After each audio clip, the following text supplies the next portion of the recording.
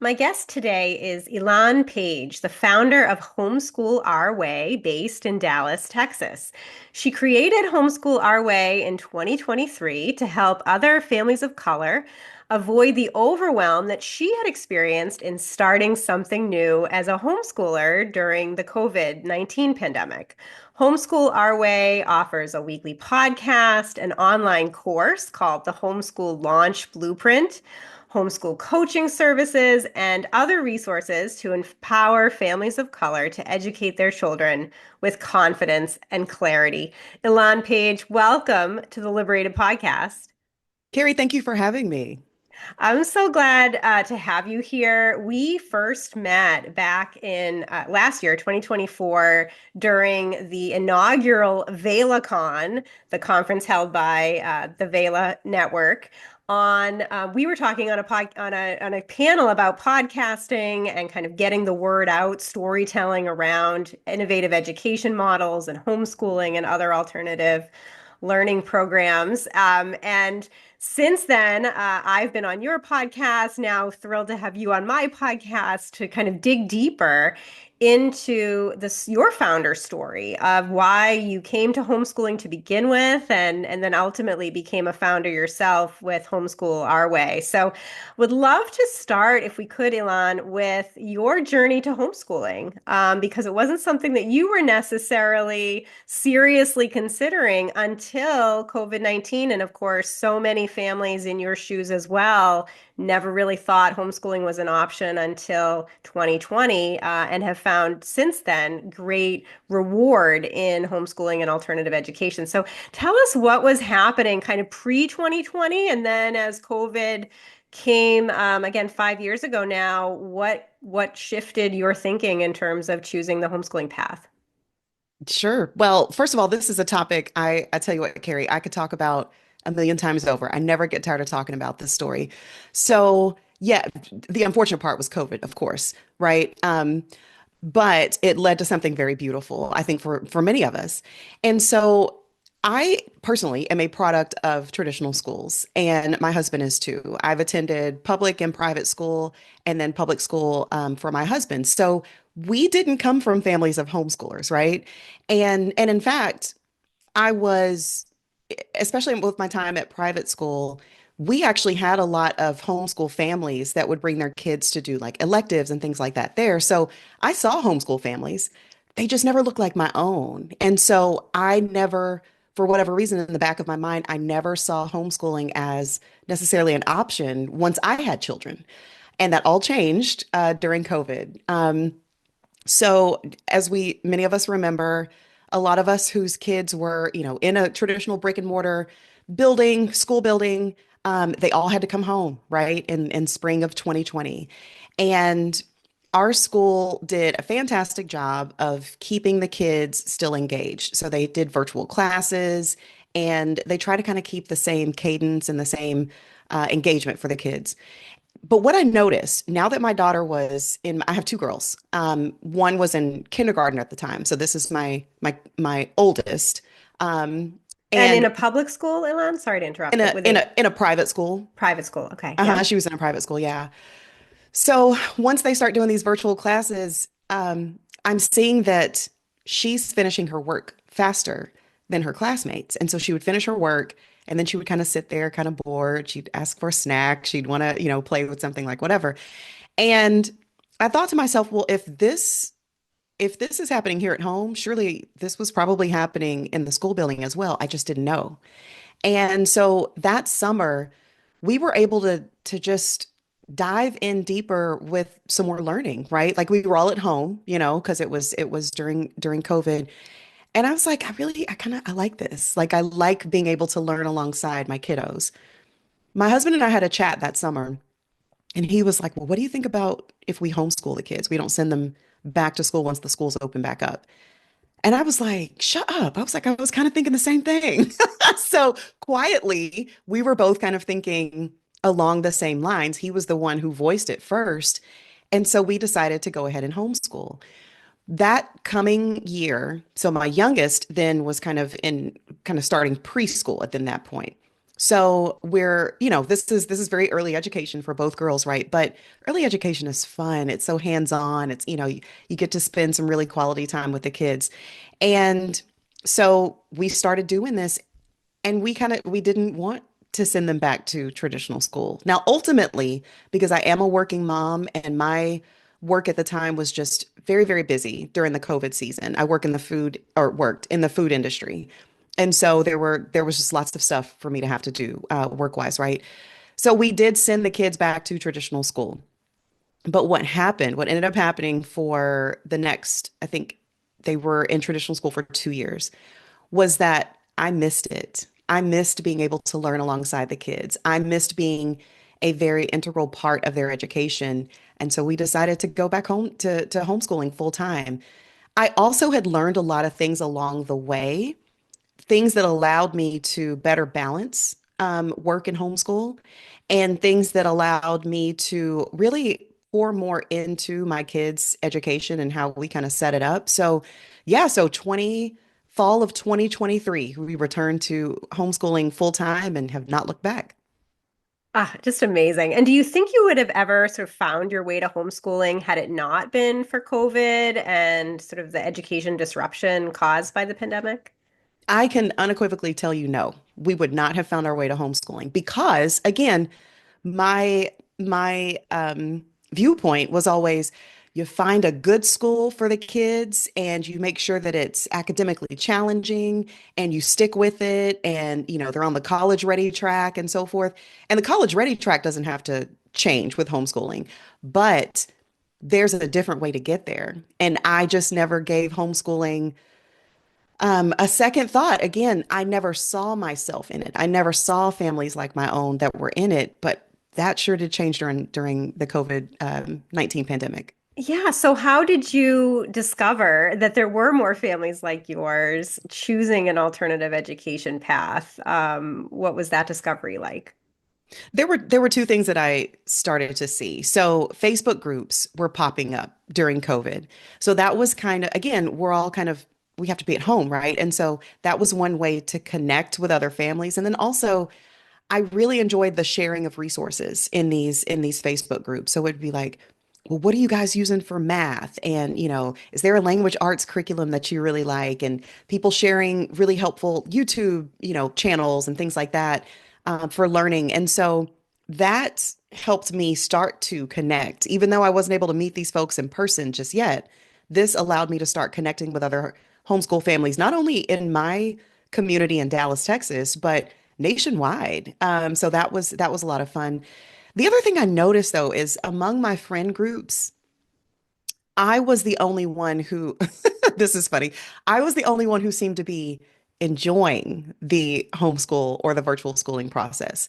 Interesting. I talked with a lot of other moms who everybody was overwhelmed. I don't take that for granted, but I think that I talked to a lot of other moms who were like, "Oh my gosh, when are the schools going to open back up?" Whereas I was like, "When they do, I don't know if we'll be there because I'm enjoying this. This is cool."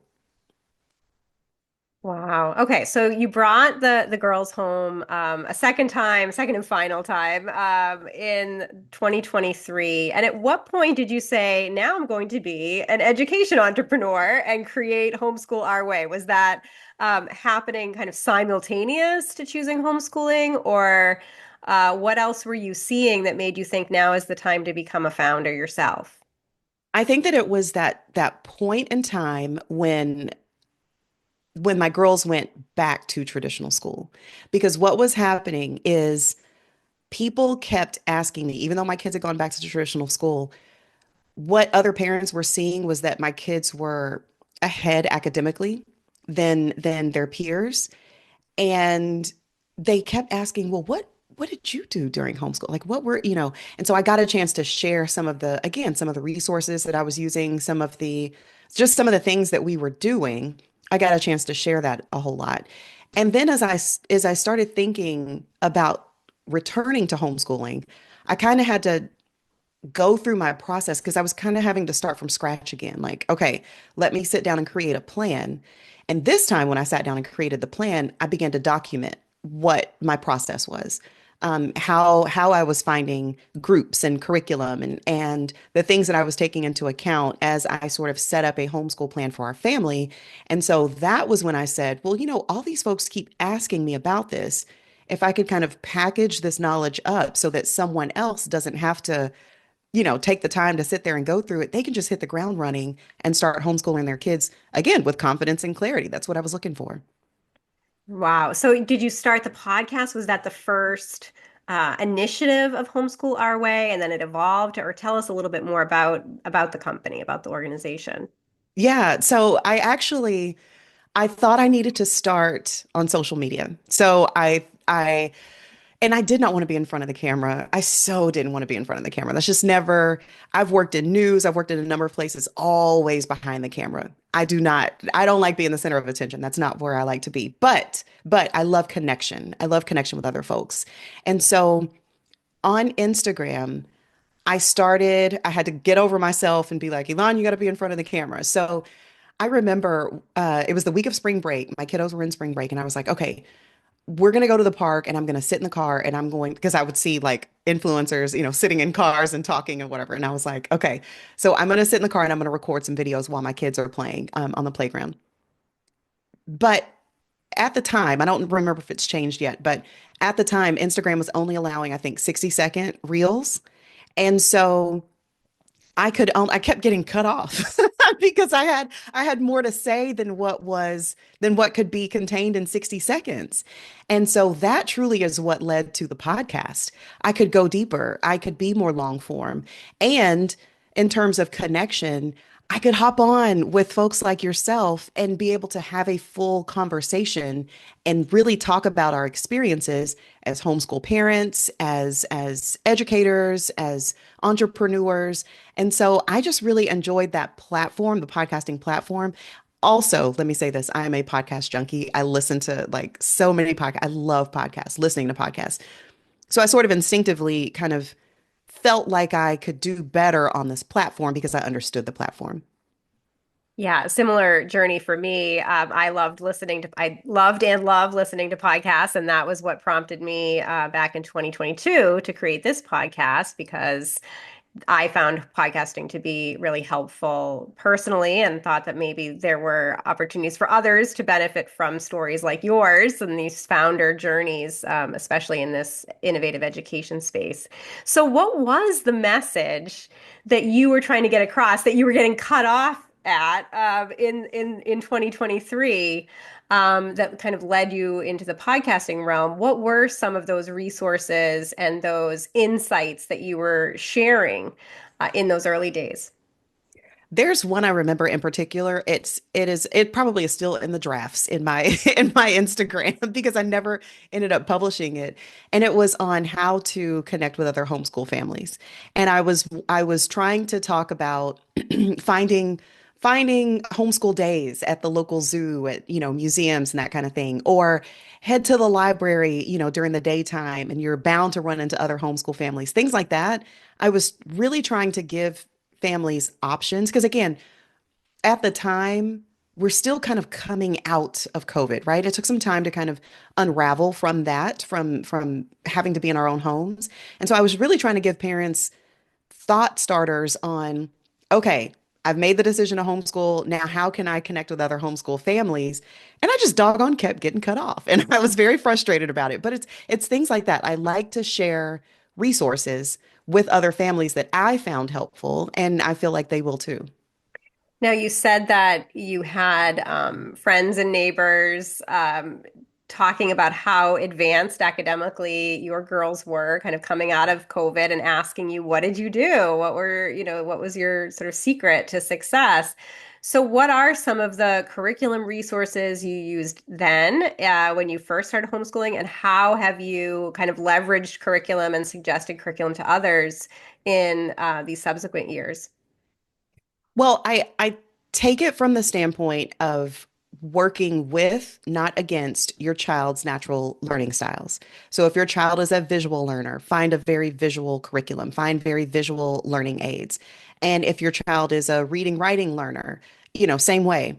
Lean into the things that make sense for your child. So I start there because I'm a firm believer that what might work for me may not necessarily work for your kiddos. But the key is finding what will work. So what is that starting point? So I actually created a quiz, a learning style quiz that I like to share with folks that just I have one client that I've worked with before, and she said that all along she thought her daughter was a visual learner.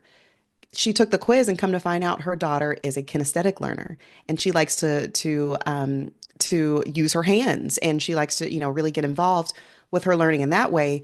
And so she switched her approach in math specifically from graphs and charts and, very visual aids to manipulatives, things that she can work with and kind of count out. And she said it made all the difference. So I like to not necessarily say, oh, I like this specific curriculum, you should too, but I like to share how you can find the curricula that is really going to work best with your family. And that's what you're now also able to do more of through your coaching services, through some of these other projects of Homeschool Our Way, as your company has expanded over time. But I strongly encourage my listeners and viewers to listen to your podcast, Homeschool Our Way. Such a wealth of knowledge and inspiration there.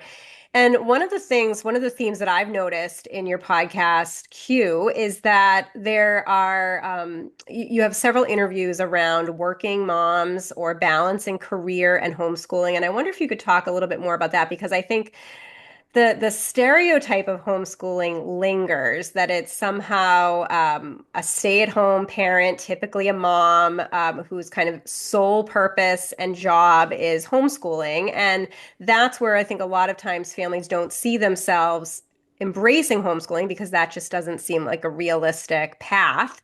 And yet, what you're able to do in your podcast is really share that there's so many ways to kind of approach homeschooling. You talk about microschooling, you talk about virtual schooling, and then just sort of balancing family and work in all of these pathways. I wonder if you could share a little bit more about that. Absolutely.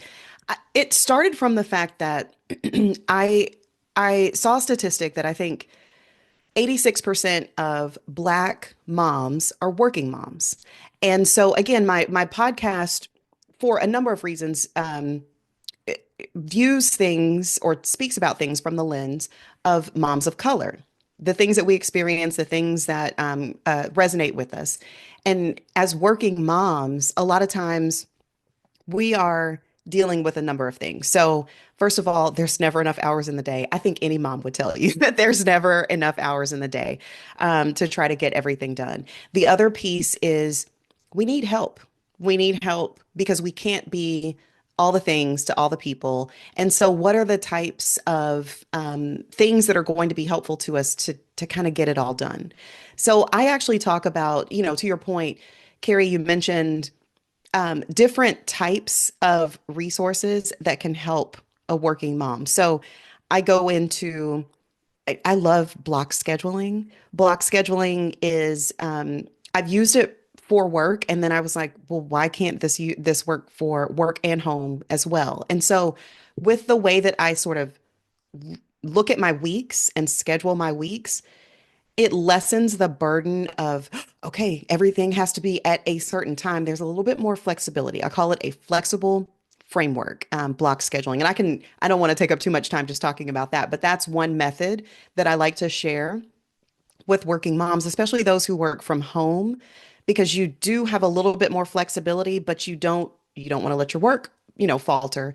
And then at the same time, you don't want your kids to be sitting there, watching TV all day because you are tied up. So the block scheduling has really been helpful for myself and a lot of my listeners.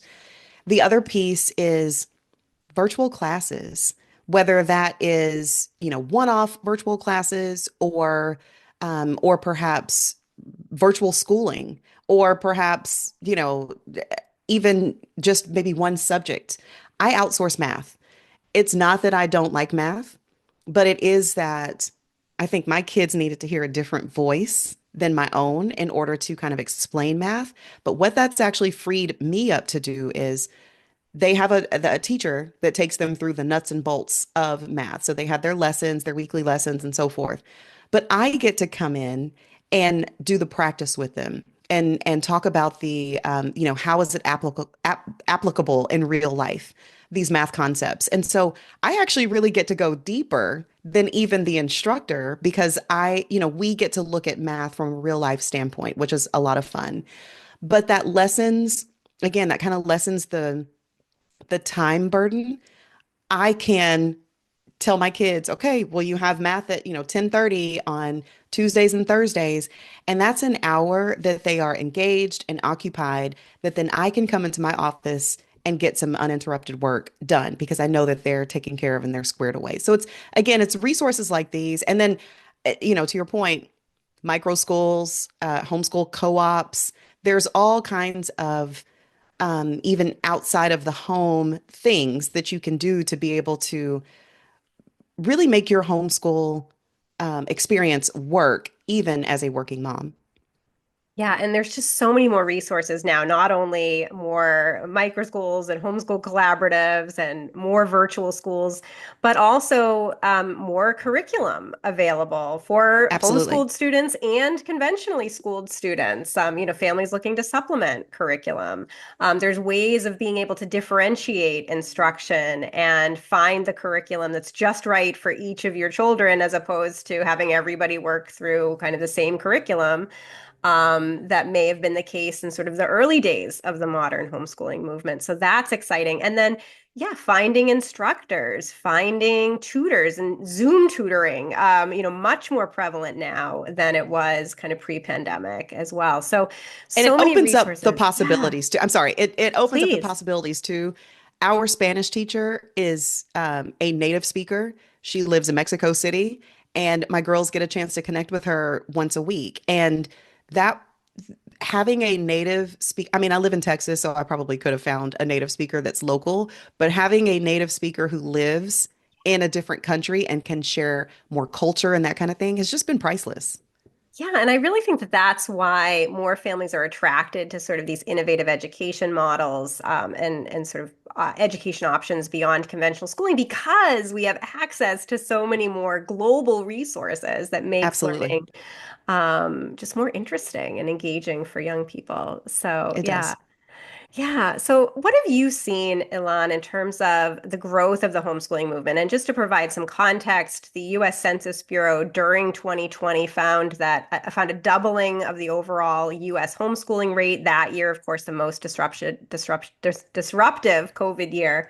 That year, they also found a fivefold increase in the number of Black homeschooling families to the point that in 2020, homeschooling families were overrepresented, Black homeschooling families were overrepresented in the homeschool population compared to the representation in the general US K-12 school age population. And there continues to be, of course, record rates of homeschooling far above pre-pandemic levels across the country, as well as in homeschooling families, Black homeschooling families, brown homeschooling families, again, across the US. So what are you seeing both in Texas and with the families that you're working with nationwide in terms of continuing to be interested in homeschooling? Well, I think that if you look at a family like mine, I am the first generation in my family, my brother and I, to not have to attend segregated schools. And because both of my parents did. And there, so you had them attending segregated schools. And then when they had us, my brother and me, they sent us to private schools where we were one of very few Black and brown faces at the school. And our parents felt like they had really taken a step up from the education that they received, and they were trying to give us the best. And I applaud them for that. I've taken a different stance on it. It is, I don't think it has to be either or. I think that I can create the educational experience that I want for my kids. And there's so much freedom in that. And so I think that that shift that you're talking about, especially with Black families, is that all of a sudden we're not beholden to just the local public school in our neighborhood that may or may not be up to par. We're not beholden to having to feel like we have to send our kids to expensive private schools that may or may not be a healthy environment for them to truly be in. There might be bullying, there might be other kinds of, aggressions and microaggressions that we don't want our kids to be a part of. We can say, wait a minute, it doesn't have to be this or this. It can be something totally reimagined, something totally different that perhaps I know for sure my parents never, they probably couldn't spell homeschooling. When I was coming up, they had no concept of it. And then here we are a generation later, and I'm like, I'm embracing something totally and completely new, but something that gives me the freedom to give my kids the education that probably my parents could have only dreamt of. My kids get a chance to go and to meet people and to learn about things that my parents never had the opportunity to. And so I think that it's just that constant improvement, that constant ability to say, okay, I want something better. And all of a sudden, this world of homeschooling has opened up for families that look like ours. We're able to see ourselves in it now, and we're able to take advantage of the freedom that it offers. I love that. So yeah, what are you hearing from other families that, were they sort of on that same path as you, that they never expected to be homeschooling until COVID, and then all of a sudden they realized, hey, we can do this ourselves. We can approach education in a different way, in a better way than what our kids are currently exposed to in a conventional school. I guess share with us a little bit more of the motivation there. Yeah, so specifically, there are families who are not pleased with their local school options. And so you'll hear things from the standpoint of they're not learning enough. They are not,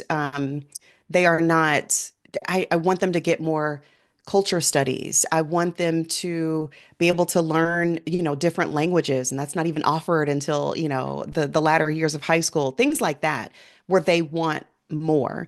And again, and all of a sudden they're like, oh, well, wait a minute. I can take control of my kids' education and I can offer them the things that I want them to have in the schools. There's also there's also sometimes whether it's because of neurodivergence or whatever the case may be, perhaps a child is not feeling like they're learning. Like perhaps they're sitting in a classroom and it's just none of the information is sticking. And so what I hear from families a lot of times is, well, I don't know how to get through to my child. They don't seem to understand the information that's being presented in the classroom, but I don't know what to do about that. I've met with their teacher, but she has 30 other students, and so she can't cater to my child and my child's needs.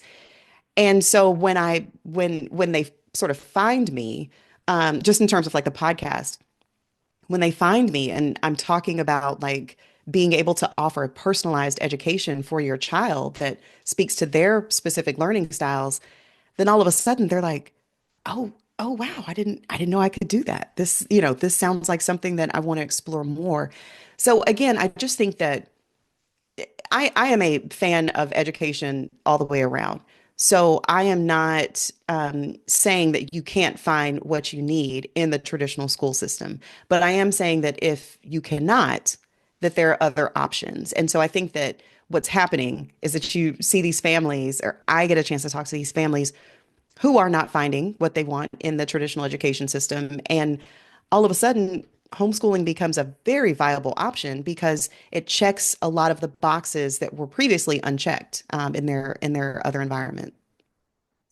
Yeah, so I wonder if we could talk a little bit about some of the challenges that you're hearing from homeschooling families, and especially homeschooling families of color, your listeners to your podcast, the families that you work with through your coaching services. What are some of the challenges that you're hearing? It can go from, I hate to start off very dark, but some of the things that I think really motivate parents to want to make an immediate change are again my child is not being treated well, either by their classmates or by their teacher. And I think that either way, it's not healthy, right? Like whether it's bullying or whether it's microaggressions coming from the adults that your child is supposed to trust. And I think that sometimes, and I experience this, but not to this extent. Sometimes as a parent, when you go to the school and you're attempting to have a sit down conversation with the teacher or with the principal or whomever, you are expecting a two-way conversation. And so I think that what I have heard is that conversations often stop and parents feel like they are shut down or shut out of the conversation, of the process, and they are just told, well, there's nothing more that we can do for your child. We're doing the best that we can. Perhaps it's your child's problem that they're not learning, or it's things like that. That does not feel good as a parent. And so that's one of the challenges, and it doesn't always stem from the fact that we are Black families trying to advocate for our children, but sometimes it does. And I think that as Black Americans, we are sensitive to, well, wait a minute, is my child being discriminated against? And so I think that that is one of the key things that motivates parents to say, okay, we've got to make a change in this environment. Um, so again, that's sort of on the darker side of things, right? But then Yeah. on the I guess the lighter side, I talked about like learning opportunities. What's being taught in the classroom?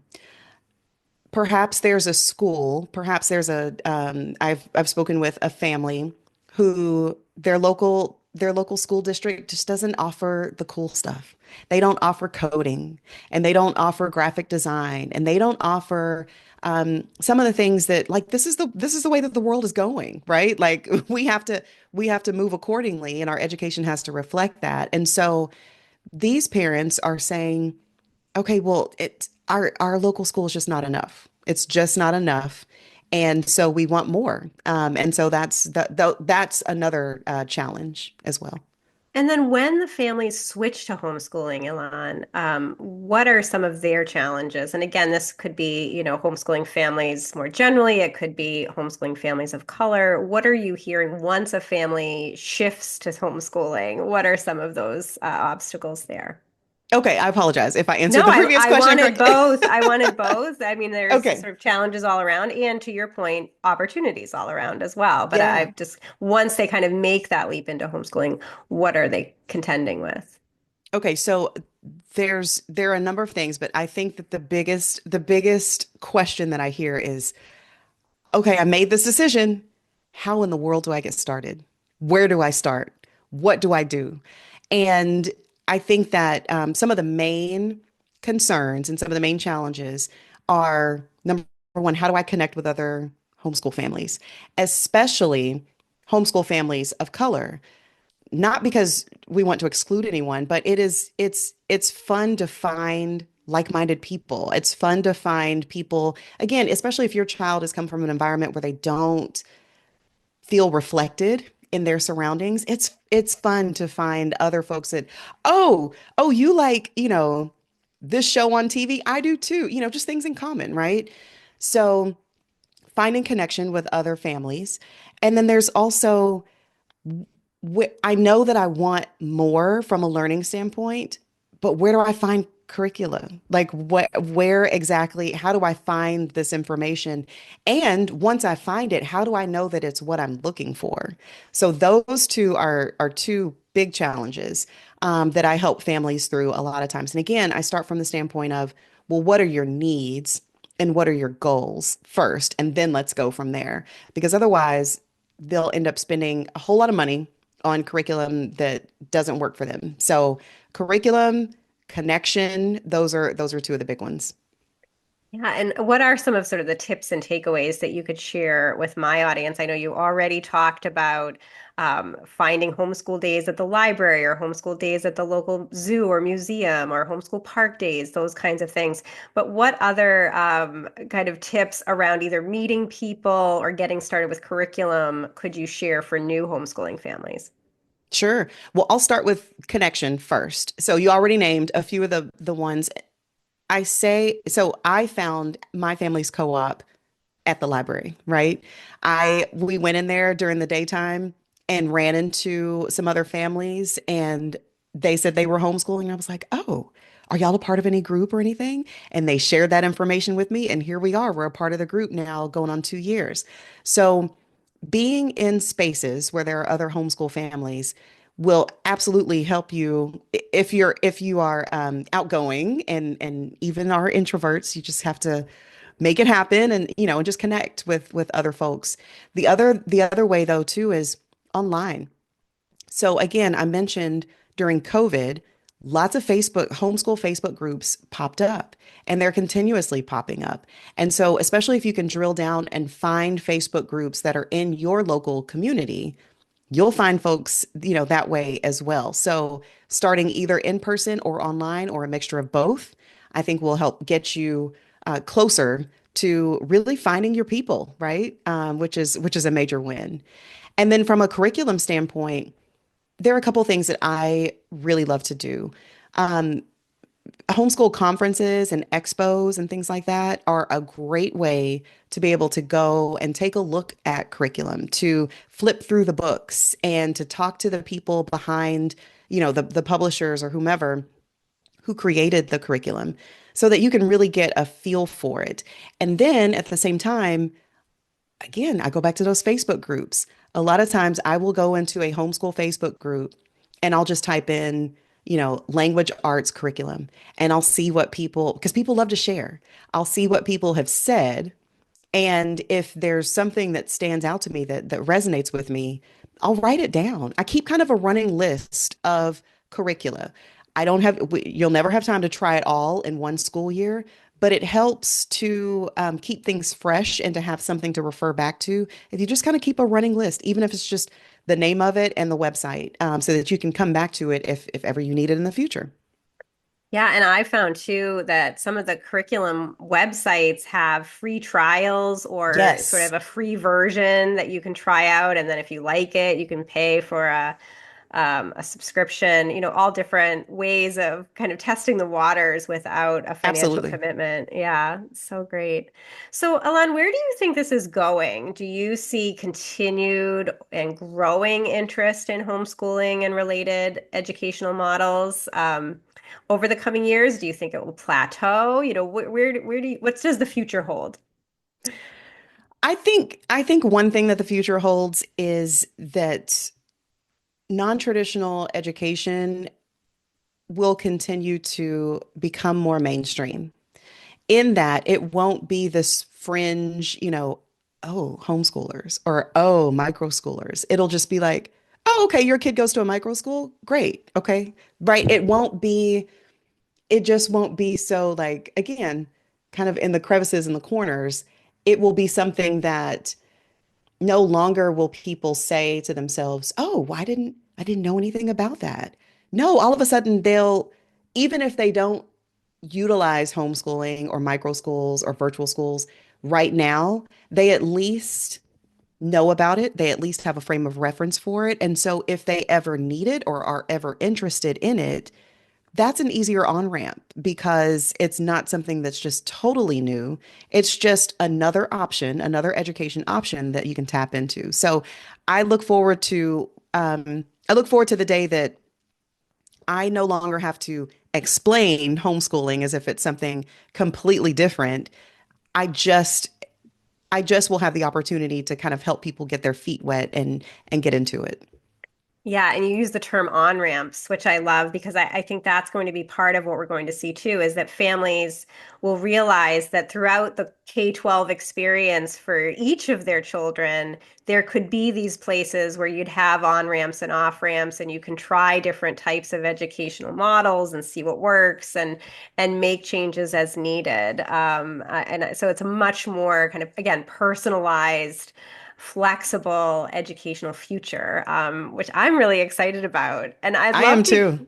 I'd love to hear what your future holds as well for Homeschool Our Way and your entrepreneurial endeavors. What are some of your goals and hopes for the future? I continue to want to help families, any family who wants to learn more about homeschooling or wants to get into homeschooling. I want to be a trusted source for that family. So, and that actually means that my personal family's homeschool journey needs to continue because most of what I'm learning from my own experiences. I'm getting a chance to, whether it's curriculum or whether it's even just an actual experience, I'm learning. I was just talking to somebody the other day about how my math struggles with my oldest daughter were a real sticking point last school year. And I've learned from it. And I'm not so rigid, which has allowed her to kind of open up more. And like I said, I also, we've outsourced the actual math teaching, and it's just opened up a whole new world. So as I continue to learn, I continue to share. And so that's really my mission as Homeschool Our Way continues to evolve. I also, in the near future, I want to speak to families who are still in traditional education as well, but want to do more with their kids outside of the confines of that traditional education. Because everyone is not able to kind of pull the trigger and begin homeschooling or make a change right away, but they do want to get more involved in their kids' education. And so I want to speak to those folks as well. Oh, so great. So, if listeners and viewers want to find out more about you, learn more about your services, listen to the Homeschool Our Way podcast, all of that great stuff, what is the best way for them to do that? Sure. Well, for one thing, if you are a family and you're interested in homeschooling, I do have a quick and easy little audio workshop series called Start Homeschooling. So that is on my website, homeschoolourway.com/start. And then same with the podcast, same the Homeschool Our Way podcast. Again, my website is homeschoolourway.com. And then the podcast you can find on Apple, Spotify, and all the places. So I invite you to just connect with me and see if I can be of service to you. Well, I'm so happy to connect with you today, Elan. Such great wisdom that you've shared. Wish you all the best with the Thank future of you. Homeschool Our Way. And thank you so much for being on the Liberated podcast. Thank you for having me, Kerry.